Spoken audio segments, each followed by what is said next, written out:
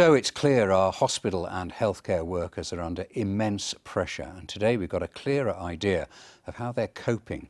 Research by the University of Birmingham has shown increased rates of mental health problems, and that was after the first peak of the coronavirus pandemic. A third of those surveyed across 10 hospital trusts in our region reported anxiety or depression. Almost a quarter suffered symptoms of post-traumatic stress disorder. Well, I'm joined now by our science correspondent, Gregory-Kumar. And David, as if we needed proof, clearly NHS staff are having a really tough time. Yeah, and the thing about mental health issues is they're pretty much out of sight, as indeed in a lot of ways is what's going on in our hospitals. It's only when you get a news crew inside a hospital, you get the glimmers of what pressure the staff must be under. You catch the odd moment when you'll catch a member of nursing staff like that reacting to what's been going on. And that's why this survey is so important, because rather than a few people in a news report, what we're seeing here is 2,600 NHS staff right across the Midlands, 10 different hospital trusts, as you said, and they're being asked about how they're feeling. And the result is, yes, they are seeing significant mental health symptoms. It's right across the board, but particularly younger staff and also women who are really suffering. And key question, I suppose, is there anything that can be done?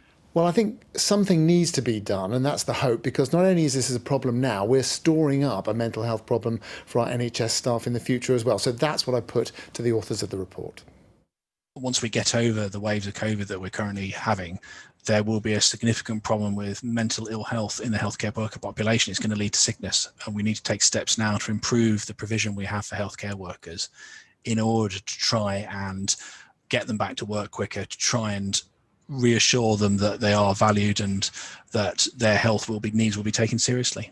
To my fellow colleagues, I think it's important that they know that this is an issue and you're not struggling on your own. And if you are affected by these symptoms, there is support available, and to access these either from your own trusts and various societies like the Intensive Care Society, the British Medical Association, as well as various mental health charities.